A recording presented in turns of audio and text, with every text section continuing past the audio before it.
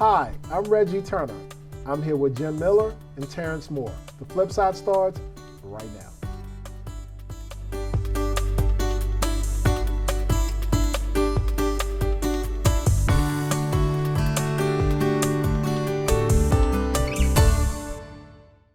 Welcome to the show. We're picking up our election coverage. We have more results since the last time that we were here. Gentlemen, good to all be together again. Terrence, welcome back from vacation again. But in all seriousness, gentlemen, I mean, obviously our results are not certified as of yet, but we know who our clear winners are. And looking at the governor and lieutenant governor's race, as I had mentioned on the show previously, Dan Cox was going to win Washington County. I came up a little short in the prediction that he was actually going to win the nomination. You didn't think he would? I didn't know if he would, but I knew that he was going to win here in Washington County. So I'm going to hold on to that winning prediction that I have. But Dan Cox is the nominee for the Republican Party. Jim, what say you? He is handily the nominee. Yes, he is. 52.07% of the vote versus 43.44% of the vote. 152,900 at this point, and these are unofficial results, to 127,551 for Kelly Scholes and Jeff Woolford. I was shocked by this. I really thought with the popularity of Governor Hogan in the state that Kelly Scholes would be a shoo-in. I think what this points out, and something that we have talked about on this show and elsewhere, is the fact that, especially in the primaries, the people that come out are going to be the harder line, potentially right wing, the harder line left wing, which I think we'll see in the Democratic vote as well, and that spelled doom for Kelly Scholes because Hogan, and she is theoretically, at least in his mind, his heir apparent, they are not hardline right-wingers. They are willing to walk across the aisle, which as a centrist Republican, I think is exactly what this country needs. But apparently there are a lot more people than I that think that we don't need that, or at least more Republicans than I. Yeah. This is a perfect argument in my view for why we need open primaries. I agree 100%. I've been. Wait a minute, we agreed on something? When it comes against the party system, I'm not in big favor of the party system and excluding people from the democratic process, especially during the primaries. And this primary right here was interesting, right? We'd seen Cox win it, but your prediction, spot on. But even the Democratic Party predicted it. They threw money at it to a point to make sure that he won this election as well. And I believe that those extremists definitely came out during this primary. But I think the voting pool gets a little bit expansive coming to November, when we're going to see more people come out to vote that didn't come out for these primaries. Well, that's true. But, well, your independents aren't represented in either of these. They're not independent, on right? Side. Right, and independents are, I would assume, largely centrists. But let's drill this down and talk about our community, right? Because Cox wins by 9 points statewide. Cox wins by 18 points here in Washington County. We are a much more conservative community. And I think Schultz knew that. Right, Schultz was out here stumping. I don't remember Cox showing up. I don't remember Cox showing up at all. I think yeah, which he had is it in the bag. Yeah, well, he was right about that. Yeah. I mean, and I don't understand that. I do understand it, because the 17% of the people that went to the polls, probably 1% of them went to a campaign event. And the other unfortunate reality, it's a pay-to-play system. If you want to go shake hands with Kelly Scholes or Cox or anybody else, you're going to pay, minimally $500 to do that? I don't think voters want to shake hands with their candidates anymore. I think they want to watch the show and be entertained on social media. Who do I like and who do I know that's supporting this individual? That's where we're at right now. It's a popularity contest. It is.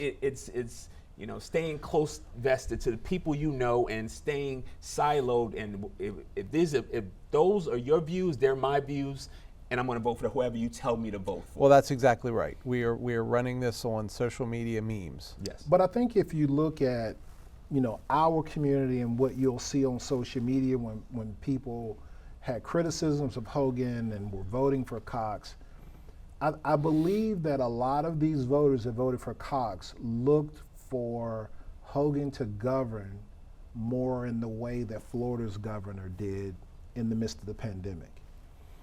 He is being penalized, right? He's been called Lockdown Larry, and all the things that people were saying in regards to the midst of lockdowns and mandates. I believe that's the driving force behind behind his candidate losing, because from an economic standpoint, a surplus in the state, all of those things are check boxes. Positive.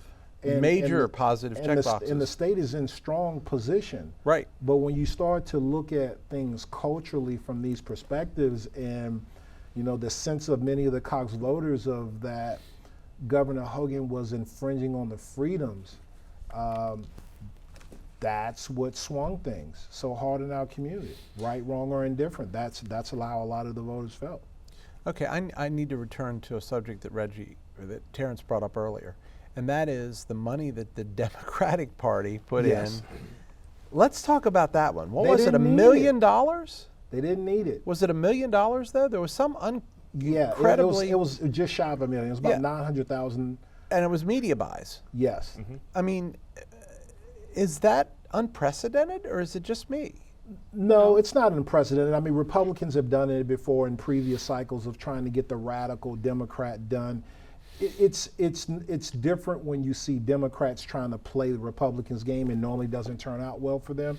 And they've done this around the country, in regards to throwing money at Trump or what is considered outside of the mainstream candidates, because the thinking is that when independents have a say in the general election, that's going to give their candidates a better opportunity to win.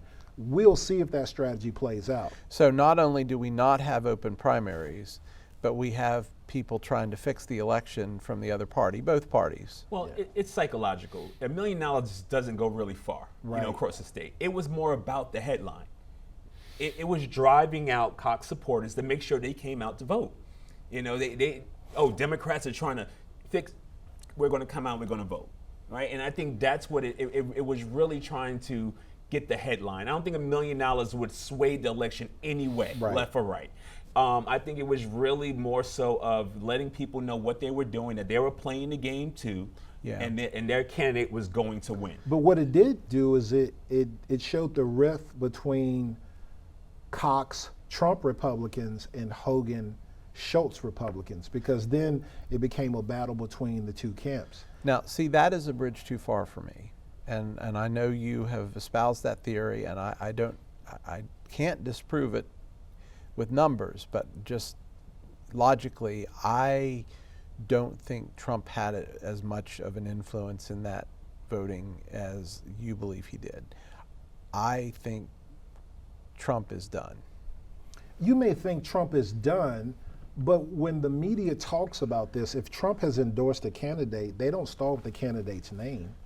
They start with Trump endorsed XYZ. Right. That's how it's marketed and packaged to the media. And everyone's keeping a scorecard in regards to how are Trump candidates doing. And that's going to be a proxy for whether he runs, right? Because since it's being presented that way, that's a proxy in regards to how well would Trump do if he runs again. So it may be hard to palate for you, my moderate Republican friend. But you're going to hear this. Did you hear what he said just? I did hear what he said. And I unfortunately, well, not unfortunately, but I agree, right? I think it's less about Trump, more about what Trump stood for, and you drawing that line in the sand. It's. What did Trump stand for? A lot that most people wouldn't agree with. Most people wouldn't even say publicly that he agreed with. They would agree with, but that the fraction between the Republican Party has been him. We're watching the January 6th, hearings happen alongside the primaries, right? And everything that happened in the January 6th and that they spoke about for the insurrection representative of Trump. But what they're doing there, in my view, is really solidifying whatever level of base Donald Trump has left. Because the people that are pro-Trumpers and ultra MAGAs, is that a thing? Yeah, that is a thing. Ultra MAGA, they're going to be ultra MAGA. And you can show them evidence, concrete, irrefutable evidence that something was wrong. And I'm not saying that they have at this point, or they haven't. But I'm saying you could, and they're still going to be Trump supporters. If you ask me, Democrats sat back in these whole hearings. I don't believe anything is going to come of them. I don't think anybody's going. 100%. Nobody's going to jail. But again, this is theater. It was it's theater political theater. With intent, because they wanted to create Republican on Republican crime. Divide the party, let people pick sides, and they will sit back and hopefully pick off the pieces. That's why it was strategically run right before the primaries. 100%. All this was done intentionally to really create or exploit or even magnify, if it's there or not, the assumed rift between the Republican Party. Can we talk Democrats for a minute? I mean, here's another one, right? Peter Franchot. Yes. Comptroller. The favorite. The favorite. Third place. Mm-hmm. Westmore, first place with 32.62% of the vote. Tom Perez, second place with 29.82% of the vote. And Peter Franchot with a miserable, I'm calling it miserable, 21.27% of the vote. There's 9 points difference with a guy who has served in this government for a long time and has, in my view, been a reasonable comptroller. And I don't know that I mean, if it were he versus Kelly Scholes in the general, I would probably vote for Kelly, but he is fairly moderate. Well, he's kind of, it's almost like Hogan lost twice, right? How so? Hogan's candidate on the right, Schultz loses. And Franchot Hogan's had Democratic friend. His Yeah, Democratic got it. friend. That's a good point. Loses too. Yeah. Right? So he was the, as Terrence will say, he was the establishment candidate. And the Democrats wanted a more progressive candidate. What do we know about Westmore? We know that he's a military veteran. We know that he ran a nonprofit, Robin Hood, which is controversial from the standpoint that he was paid very well, and the top executives of that were paid very well. And if you're addressing poverty and you're getting paid close to $1 million, that's there's a disconnect there. There's a disconnect and going to raise some eyebrows. So I'm in the you top have 1%, and I'm going to stay there. But that's a nonprofit issue that we see nationally as well, with some of the most largest nonprofits across the board as well. But I mean, we see nonprofits in our area where the executives are some of the most well-paid in our community. But that's one of the knocks that you're going to hear. And then the other is, he wrote his book, The Other Westmore, and talked about his experiences in Baltimore. And many are saying that he did not grow up in Baltimore. So those are some of the knocks you're going to hear against Westmore. The other thing is that he does not have any experience in government, I believe. Nope.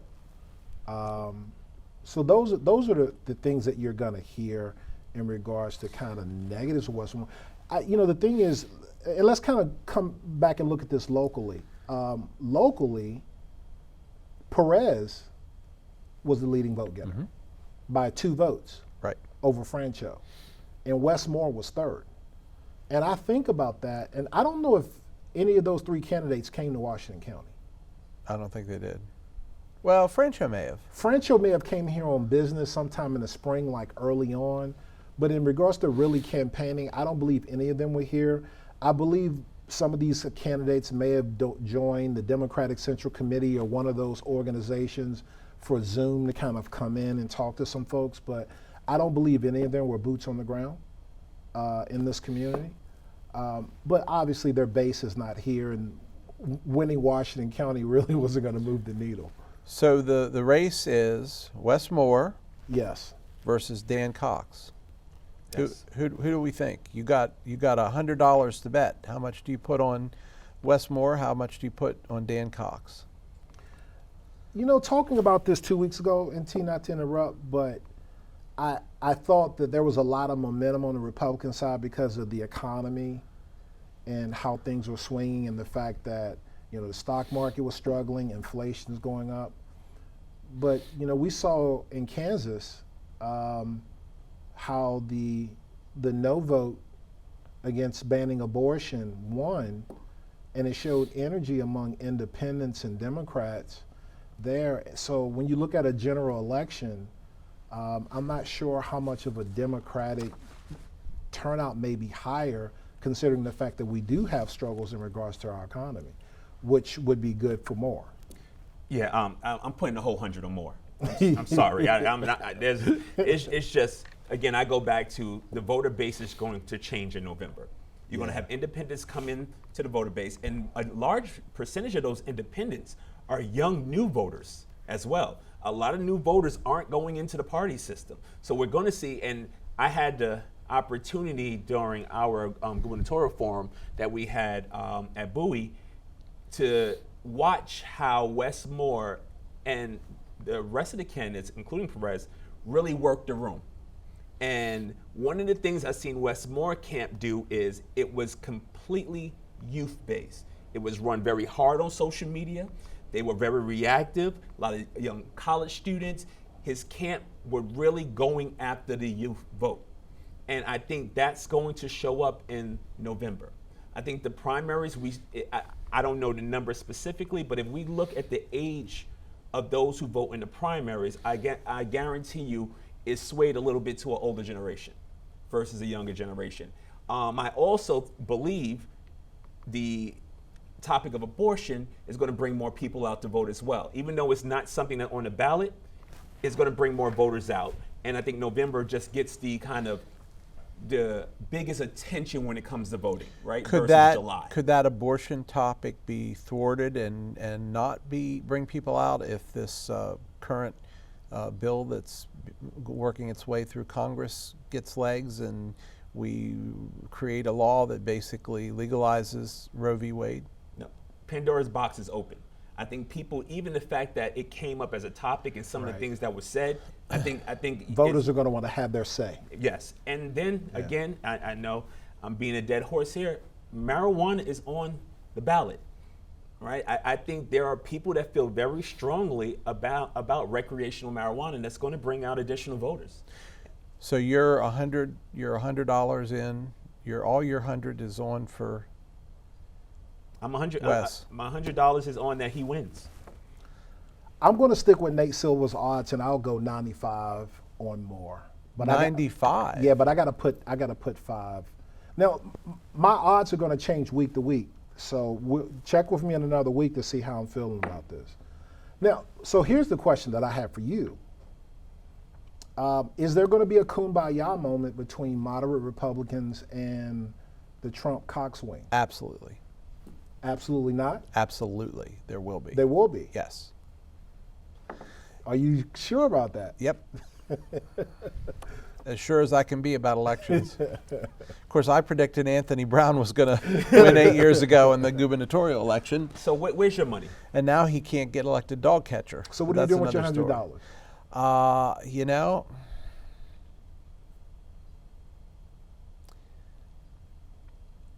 I'm going to say 60-40 in favor of Wes Moore. Yeah. See, that's where I was 2 weeks ago. That's where you were before the show. True. You said 51% for No. That's another race. We'll get to that one. Oh, okay. And I'll throw this out there, going back, and I know you say, so you believe Trump's actions have no impact on the election. So if he makes a public announcement that he's going to run, because we've seen that the governor also came out and said, if Trump makes that announcement, he can impact the election. So you don't believe that? Well, I think that adds a new level of complexity to it. I think all else being equal, given where we are today, where Trump has not made an announcement that he's going to run for president, I think he is yesterday's news. And with any hope he'll stay yesterday's news. There's nothing that's showing up that supports that, but we're going to keep looking for that Hey, piece. you know what? Sometimes I just have radical theories that maybe might even turn out to be true. You never know. Well, you'll get to take your victory lap if your theories come out to be true. The next race we can talk about, gentlemen, is the comptroller race. On the Republican side, we have Barry Glassman, who ran unopposed. Right. So obviously he'll be representing the Republicans in November. And then on the Democratic side, we had Tim Adams running against Brooke Learman, and that was a blowout. Yes, it was. And did And we anybody not no. expect that was going to be a blowout? we I mean, expected Brooke that. Learman is articulate. She's smart. She's engaging. She seems to have a reasonable platform. I don't see her as a far left candidate.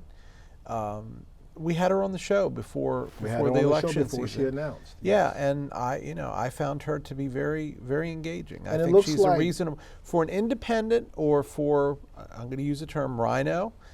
She is an option. And that was going to be my point. I think she ran a very neutral campaign, right? You know, she as a Democrat, that's one thing, but I think she can cross that line and be accepted on both sides. So I think she did a fair job, and I think she'll take it in November as well.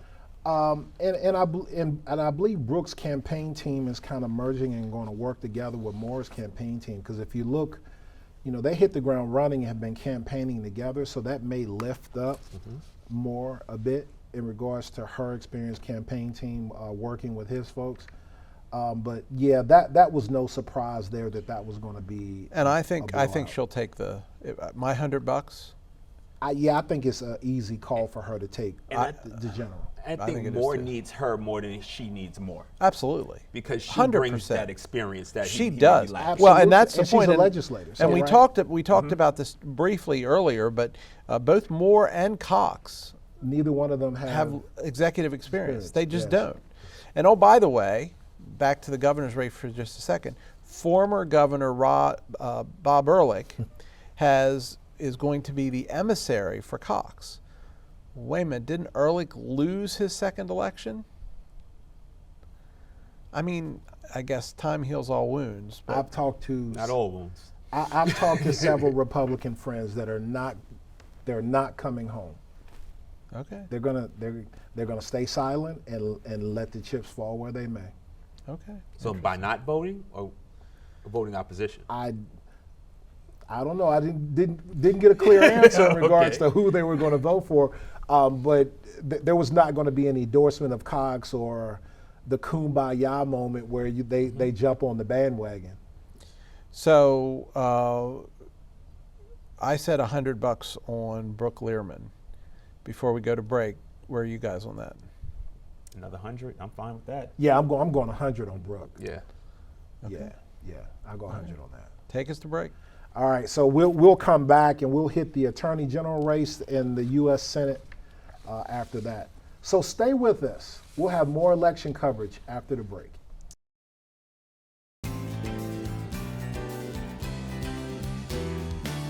Welcome back to the show. Gentlemen, we're going to pick up with the Attorney General race, where we have Michael Perotka, if I have that correct. He defeated Jim Shalik in regards to that race statewide. And just giving a little context, Shalik actually won by a slim margin here in the county. Jim, what say you? Yeah, I mean, honestly, I think that my previous comment was notwithstanding about Anthony Brown not being able to get elected dog catcher. I don't think either of these are going to be a player. I think Right. Anthony Brown has enough name recognition from prior elections that he's going to draw the independents. He's going to draw what he needs to get that done.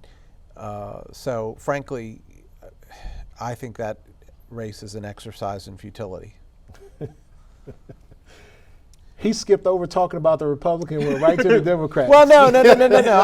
So of the Republicans, yep, he won 55% to 45%. Call it if you round up. Just not And that's much great. there. Yeah, but I mean, yeah. you look at the sheer numbers. Now, this isn't a primary election. You have a total vote count for Republicans for both candidates of roughly 245,000. Yeah. You have a total vote count for Democrats of 700,000. Yeah. Yeah.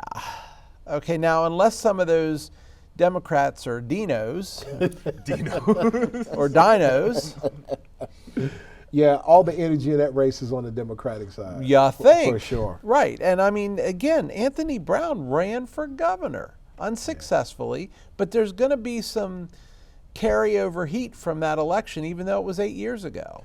And there are going to be people on the Democratic side that I would argue are going to want to, they're going to use this as an opportunity to pick up where they left off and bring their candidate back into something, even if it's only dog catcher. Yeah. Well, to give you some context and tee this up for you, Terrence, Anthony Brown's candidate on the Democratic side was Katie O'Malley. Right. And But she had a reasonable showing. she had a reasonable showing, and actually she dominated here in Washington She County. did indeed. Yes, big time. She won by about 17 points here in the Yeah. county, but statewide she ends up losing by a little over 10 points. Terrence, what say you? I agree. I think this race is pretty much Over. It's over, right? I think you look at the numbers that came out on the Democratic side. I don't think the gap may close or it may widen. You know, again, we beating a dead horse here. We still have the independents that really have to come and show out more. You know, when November gets here as well, and I see less people dropping out and more people coming in to the election process in November, and I see the gap just widening, and I think Brown's just gonna run away with it. I think you're probably right. Yeah. So where are we on our dollars? Oh, that's another $100. Yeah, I'm going 100. I'm going a straight 100 on Brown on this one. I'm right with you. Okay. So the only one we have any divergence right now is Cox. Yeah, basically. I think I talked you into that 60-40 No, that you were. did not. I believe I did. You I don't did believe not. you And were by the there. way, I still said Cox was going to win. You said Cox was I'm going to sorry. win? No. Yeah. No, I did not say Cox was going to Yeah. win.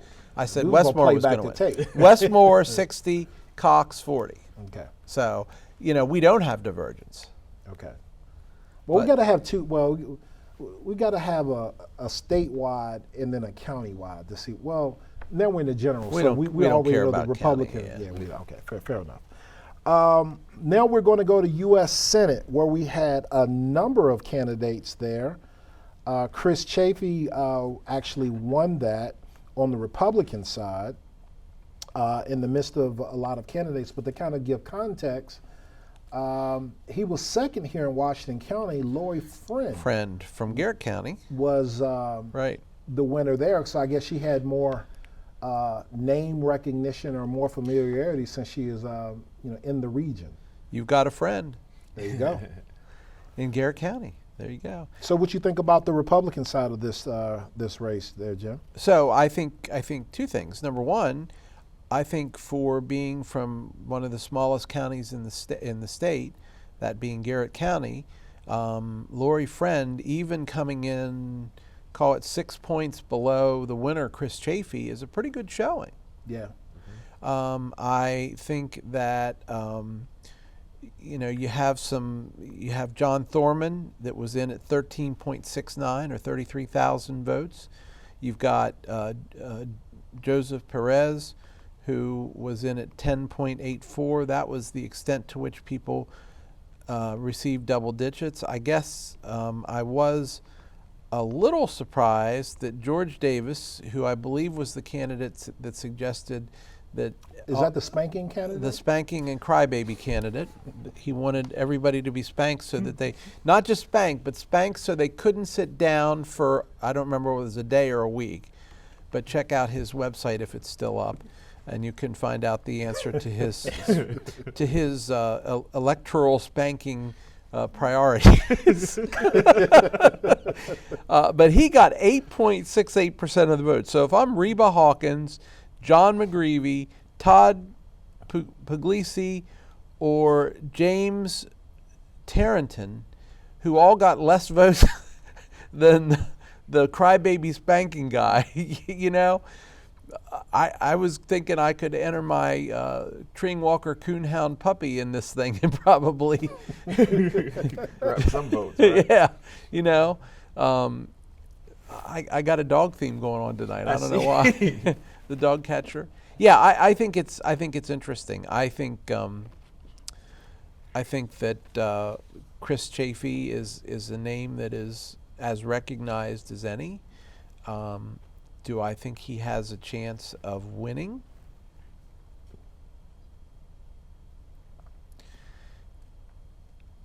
No.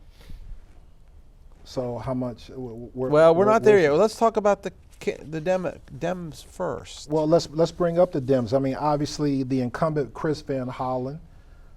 He had a stroke a few months back, but he's back on the campaign trail, looking to be revived and healthy. He won very handily. How much does that health issue cost him in votes? How many people look at him and say, "Uh-oh"? No. Not in Maryland. If anything, it probably gives him a sympathy vote. You think? Yeah, I don't think anybody really was concerned to that degree. More worried about his health and everything as well. But again, look at the numbers: 523,000 votes. Right. That's Well, that's substantial. just for him. And that's just for him. And another 125,000 for Michelle. for Smith. Michelle. But what stood out to me was he had 232,000 mail-in votes, right? And mail-in provisional votes. Election day, he had 198,000. Early voting had 93.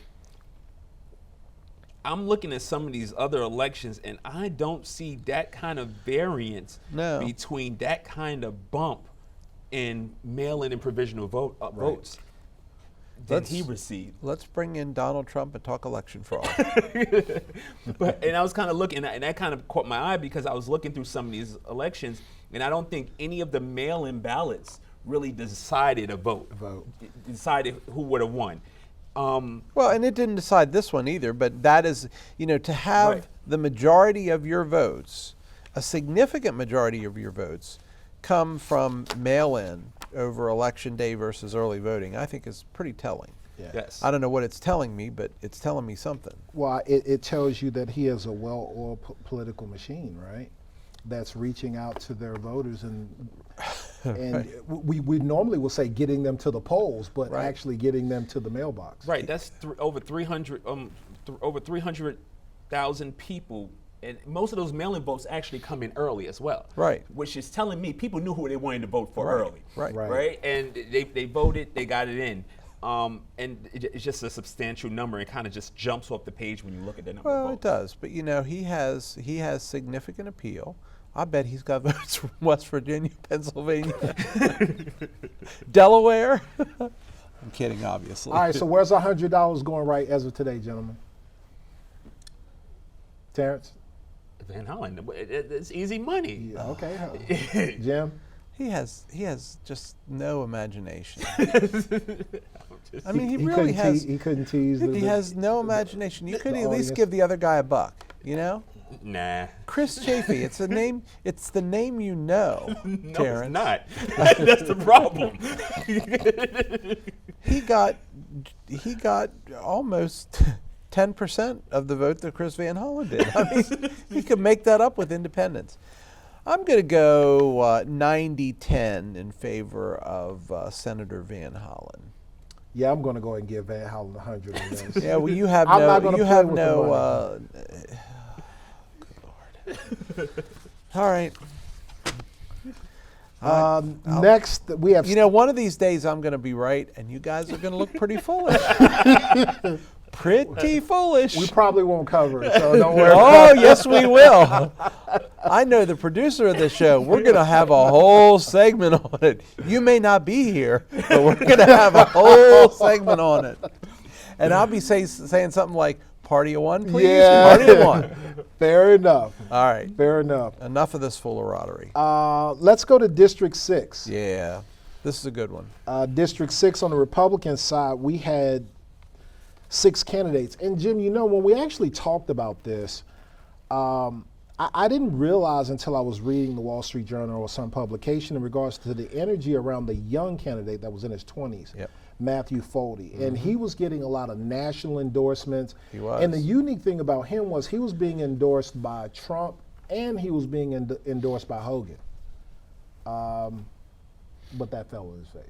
Yeah. Didn't Well, do I mean, he did all right. He got what? He was the second vote He was getter the at second. 14. Yeah, 14%. He only 14%. got Neil Parrott only beat him by what? 48 points. Yeah.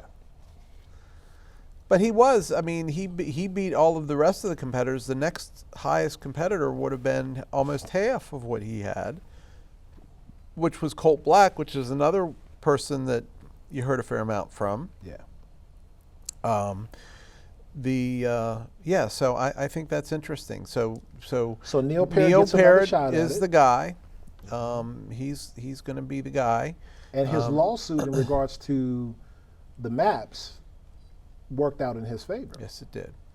And it works out in the favor of this general election, which should be interesting as well. And the better thing for Neil is if he loses this, he can rip off the little portion of the sign that says Neil Parrott for Congress and just put up Neil Parrott for delegate again. Actually, some of those signs have been up for years now. Oh, and they're not up just to light; they're metal. They're legitimate street signs. Yeah. I mean, hey, if you're going to invest, he's got some lighted. Rumor has it he's got some lighted ones coming out, and they're nuclear powered, so they're going to have a half-life of 22,000 years from now. Neil Parrott for something or other. Neil Parrott for Corpse of the Year, right? Okay. Sorry about that, gentlemen. My alarm went off. That was Neil Parrott. That was Neil on the backbone calling in, right? There you go. So Neil Parrott, wins convincingly in regards to that. On the Democratic side, we have incumbent David Trone. He won convincingly as well. Well, I mean, convincingly. If you call 79% of the vote convincingly, then yeah, I guess he won convincingly. Yes, he did win convincingly. But it's shaping up to be an interesting general election between Parrott. It is. But before we Trump. get to that, can we talk about the Democratic? George Gluck. Yes. George Gluck has been in this race the last 4, 5, 6 cycles, right? And he loses handily every time. But George Gluck is all about getting his message out and being heard and having people hear the message of the people that he represents. And at some level, I applaud That's that. honorable, right? It is honorable because that it's a suicide mission every time he puts his name on the ballot.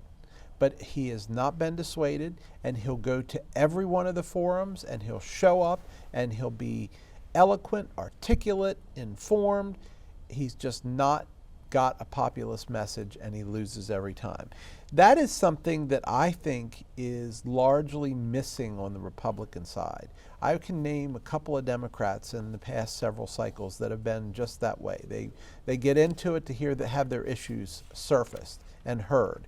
And I don't see the Republicans doing that, which I think is a mistake. We're not going to say that Robin Thicker's that candidate on the Republican side? I think that happens across the board. Yeah, that may be true. I think that should be your consolation prize, right? If you're going to put money into this, take time away from your family, run a campaign, at least get your message out. Right. At least try to move the needle. At least hold the other candidates accountable so when you lose, you can turn back around and question them and hold them accountable for what they said when they beat you. So I think everyone should do that. It should be a prerequisite. What are you running for if you don't have a message? Right. And how many times have we sat here and we said, we don't know what this person stands for? Well, that's exactly right. So I too, I agree. I believe that's what they should do, and that's what every candidate should be doing at minimum. Well, and to your point with Robin Ficker, yes, he has been in numerous election cycles, but I can't tell you what his message is. I could tell you some of George Gluck's message. Right. I can't tell you what, and that's why I say that that he doesn't qualify in my definition of surfacing a message that represents his constituency, because I don't know what his message is, and maybe that's just me. I completely. But Ficker will show up anywhere too. Ficker will show up anywhere. Yeah. And I don't understand much anymore after I hear him talk than before I heard him talk. But that's probably just me. I have nothing against Mr. Ficker. I've met him a couple times. He seems to be a very genuinely nice man. I don't understand his message. Okay, gentlemen, we've done all the politicking we can. Can we get to the meat of this thing? Because the meat of this thing is that right now the projection is the general election between Parrott and Trone is a toss-up. Well, we've got about 12 minutes left in this segment, and this is going to consume those 12 minutes because there's a lot to talk about here. Yes, we are. There's redistricting to talk about. Yes. There's the Democrat, the horrible position that most people think the Democrats are in because of their leadership at this point. There's the fact that Neil Parrott is a force to be reckoned with in the district that he's trying to represent. Right, because the changing of the district basically now includes all of Frederick County. It does, and it certainly which brings helps. in all the rural areas that he would naturally win. And where is Neil Parrott's business located? I believe it's in Frederick County. Is that true? There you go. And I know one of the biggest things about being an incumbent is you have name recognition.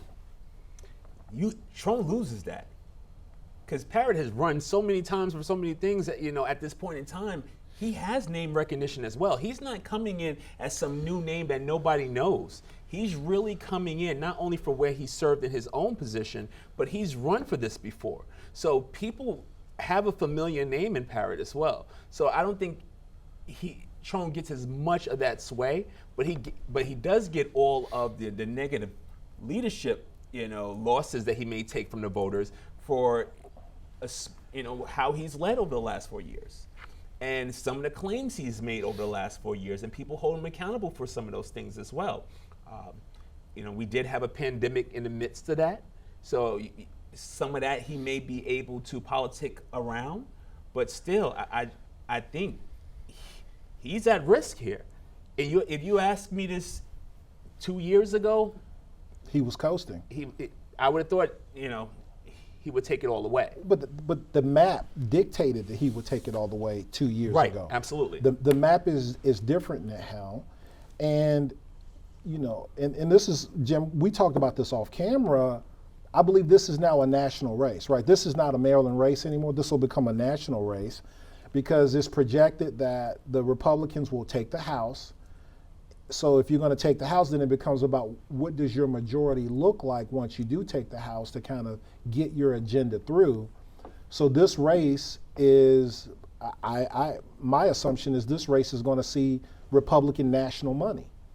And the first indication that we're going to see national money in this race is that right around the time of the primary, Trone wrote a $10 million check to his campaign. And had an open hire ad, after the primaries as well, saying I need to hire people to put boots on the ground. Right. He's showing that he may be a little worried, right, as well. And have you heard anything from Parrott? No. That's unique, right? You think about his other runs. He's been in the paper. He's made some comments. Everyone tied him to the lemonade stand issue last time as well. He's been really methodical in this run and has really sat back and relied on the maps, and just people don't want Trone for another term. And he's going to try to suck those votes up. We're in a cycle where normally Republicans are going to come in and clobber on the Democratic side, based on the economics, based on the fact there's midterm elections after Biden has won. And I've been saying this for a few months.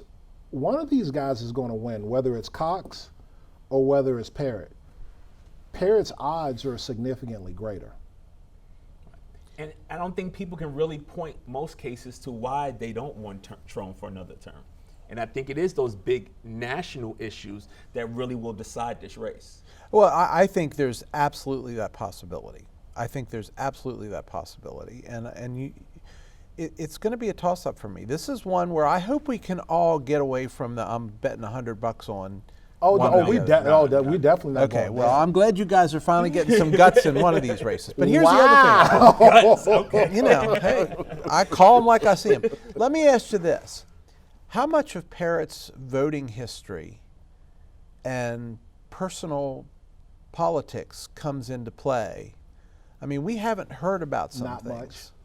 Okay, so, you know, he's had some pretty right-leaning ideas. That's why he's staying quiet. And I think that's what's working for him right now. I believe it was 2005. It was a letter to the Herald Mail, you know the letter I'm talking about, suggesting or proposing that tattoo? those who test positive for HIV should be forced to get a tattoo. You down for that, Terrence? Oh, me? Yeah. No, I think that's ridiculous. I do. I'm not saying I agree with his views. I'm not saying, and again, he's had some extreme, that's what I'm saying, there's always a headline around some of his extreme comments or his views or where he voted on certain things. And I think in this How many election, times has he not voted for the Maryland state budget? absolutely. Again, this is information, if you are close to political news and understand and have understood. You went back to 2005. Most people don't remember last year. Last week. But you know what? What do you think that $10 million that Trump put into his campaign, do you think they're not going to go look this up? Do you think they're not going to? They're going to do it. And they're going to scare the hell out of people with it. And, you know, granted, I think, in fairness, I think Neil Parrott is a completely different politician today than he was in 2005. So I'm not suggesting that is still his view. I don't know what his view is on it. But you're talking about the money. Let's talk about the money. So Neil Parrott had raised about $350,000 for this campaign. Mm-hmm. That was more money than all of the candidates that he was running against, right? He had raised basically the equivalent of what they raised collectively, Combined, right? right. And then Trump writes a $10 million check. What does that tell you? Trump wants to buy it. He wants to buy it, but that may backfire as well. Well, it may. Well, again, and this But never underestimate the power of money in politics. right, but don't underestimate perception of a millionaire Democrat writing $10 million checks. And then if that money is actually used to slander, which was going to be looked at slander, even if you bring up the truth of the past, it's going to start a domino effect. And do you want to get in that fight? And that's my only question. Do you want to get into that fight to start bringing up some of those issues, some of those things, and be on that side of stuff? And if you do it first, it makes you look even more desperate. That's what I'm saying. You got to be careful of how it gets out. Well, but we haven't even talked about political action committees and some of the things they might run on David Trone's behalf. If it's on his behalf, it's him. Well, That's how it's perceived. Do they? Yes. Yes. I mean, you can wash your hands of someone doing your dirty work, but if you don't denounce it, it's basically you. Okay, so he denounces it. I would He's never, not gonna denounce it. despite the fact that the tattoo story is true, I denounce it. No, I think he really has to drive home what he can do and what he will do right now. Well, I will tell you, I've seen some of his ads, like the farm ad where he shows up in the farmer's outfit. Yeah. Yeah, I ain't buying it. Right. That thing right there is just. Well, there's a couple signs that's showing that there's worry there, right? Number one, $10 million. $10 million, advertising here in Western Maryland to get more boots on the ground. And also, Trone is kind of circling back to organizations and communities where he made promises before and hasn't delivered. Right. Well, that's true too. Right. So And there are some things that he hasn't delivered on for sure. Absolutely. But when I talk about these odds, I follow Nate Silver. He has a website, Right. 538, right? Right. And Nate Silver came to prominence when in the 2008 election, he predicted 49 out of 50 states. And even though he was criticized because he didn't predict Trump to win, he had Trump's odds higher than most other pundits at the time for him to win. And he has this race as a toss-up, 51-49, right? 51-49. Yeah, that's toss-up. Yes, it is. So where do you have it, Reggie? I'm going to stick with Nate Silver. 51-49. Nah, I'm actually going to put 55 on Parrott. Ooh. And I'm going to put 45 on Trump. Wow. Okay. I was with you with the 55, but I was I was going 55 Trone? on Trone. Yeah, I was putting 55 on Trone, but again, I still believe the voter base is going to be different that comes out. I still think though Biden's going to get punished. Oh, he's going to get And punished. there's going Democrats are going to get punished. Yes. So with that being said, there's going to be some ripple effect somewhere. There's going to be a race that you're going. Oh, yeah, it is. There's no doubt about it. I mean, you know, But this you race go to is the highest Facebook. odds. You go to Facebook now. The Democrats are posting anti-Biden memes. Right. That's not a good sign. And I think this is the race that is tight enough that outcome. Well, and it could is going to swing. get national attention. You can Yes. bet that. And it's going to get national money. It is going to get Because the national money. Republican poll, there are going to be PACs and groups that are going to be looking to work with Parrott because Parrott has a national platform now. He does. And I hope Trone doesn't go business as usual. You know, September Opioid Awareness Month.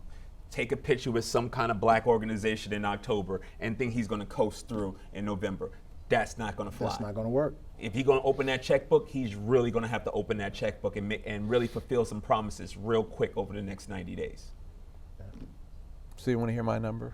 Yes. About please. 30 I mean, this is seconds the most left in the important show. number, your That's it. number. Yeah. Let me. I heard your numbers. Now let me tell you the right number. Okay.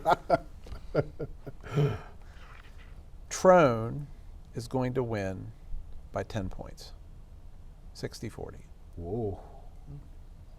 60-40, huh? Count on it. Just mark it down. Call the election, for that matter.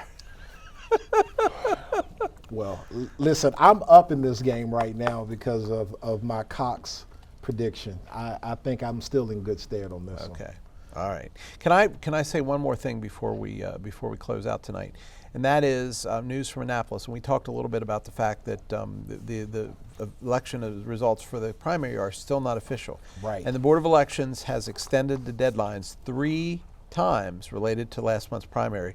The latest is that they are expecting to certify by August 15th. So we still have about a week to wait until we get potentially certified election results. All of the elections that we... Got a week and a half. Week and a half.